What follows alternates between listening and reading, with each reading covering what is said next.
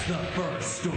Yes, it is. This is the North Pole for gun control. Yes, it's true. More Americans think Santa is a Democrat. A new survey has found that 44% believe the jolly man of heft is a member of the left, versus 28% who think St. Nick tilts more towards Tricky Dick. Oh, that's pretty good. Meanwhile, keeping it political and seasonal, more people think Mitt Romney belongs on the nice list than feel the same about our Kenyan-born socialist president. Oh. As for other tinsley tidbits, almost 50% believe there's an actual war on Christmas, while 4 in 10 Americans, that's 40%, Miles, do not. And finally, 100% of those surveyed agree that orangutans are always high.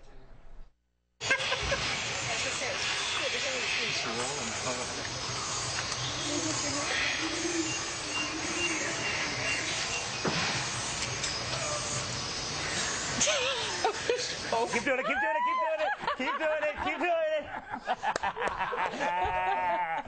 Security, kill him! He is trying to fix my mic. See, that's why we have animal videos. So we can fix things in the middle of the show. People think the animal videos are for fun, but they're for glitches. And I couldn't let him go because of that. Brooke, sorry, Jack. Doesn't this survey, in a way, illustrate the simplicity of liberalism? Just give me free stuff from the North Pole and wear red. Of course.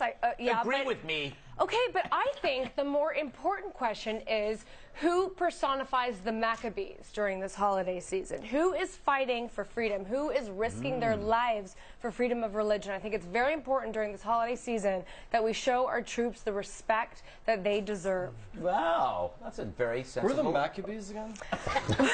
Actually, you know what I learned? The Roman Catholic Church and the Eastern Orthodox Church all celebrate the Maccabees as heroes, as martyrs, as do the Jews. Yeah, they are. But I got a thought on Santa Claus. What? I'll bet you, had this been asked 50 years ago, more Americans would have said he's a Republican. And the reason?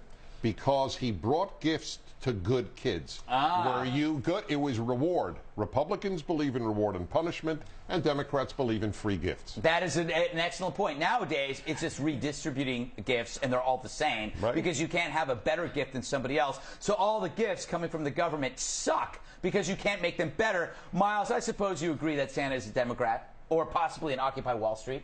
I like that you guys are so P.O. that you lost another cool person.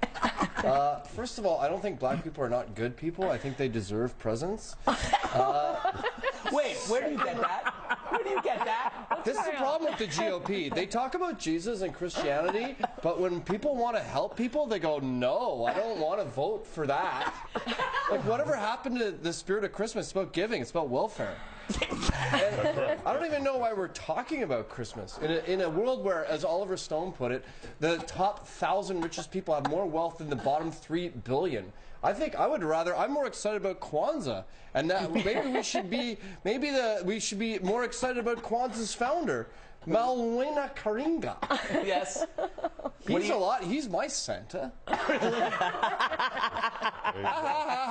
Like, keep laughing while you make fun of people who are suffering. We're not making fun of anybody who's suffering. It sounds like it. We aren't. Okay, well then vote for Obama, because that's what he's trying to do. He's trying to help people. We don't have to. He's already reelected.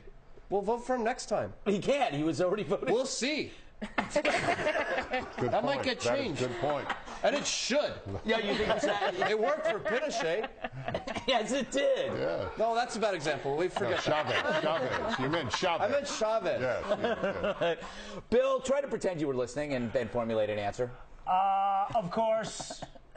Of course. Man wears all red. Kermie. Karl Marx's white beard.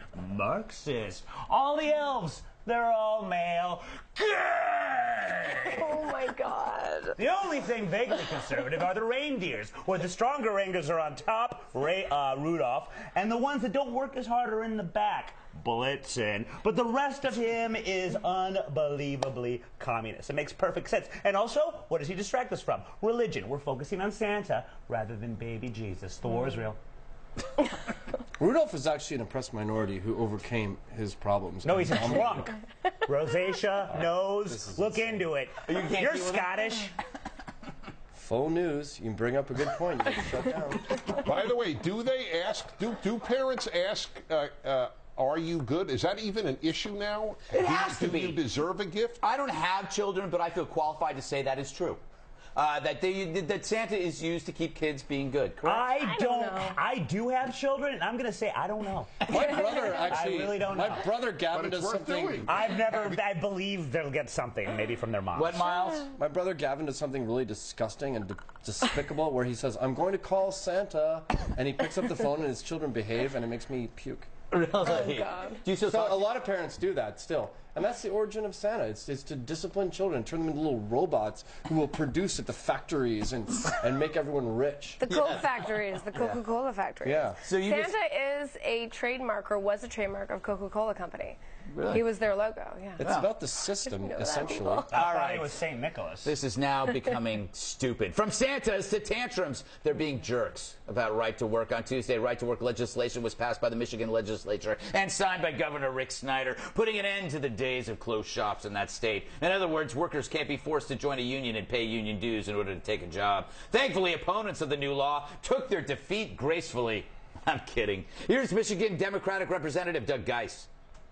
And we're going to pass something that will undo 100 years of labor relations. And there will be blood. There will be repercussions. See, he was referring to organizing a blood drive. I don't see anything violent about that. And here's some union thugs tearing down a tent belonging to Americans for Prosperity, a pro-right-to-work organization.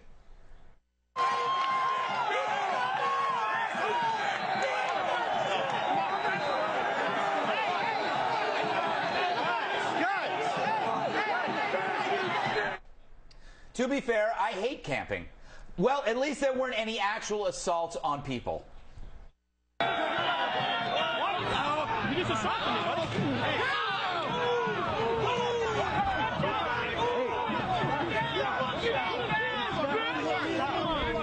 He's got a gun! That was, of course, Fox News contributor Steven Crowder on the receiving end of some peaceful fists. Right now, I think I need something to calm myself down.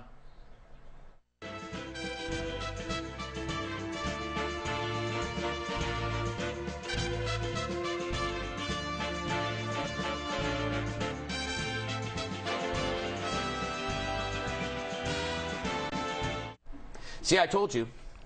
Gay marriage. Once gay marriage is okay, you're going to have llamas and dogs just hanging out together. Yeah, you said I would be wrong, but I was right. Dennis. Yes. Surprised, unsurprised, in the middle of surprise and unsurprised about the reaction of the unions today? Actually, I'm surprised that there was as little violence as there was. Mm-hmm.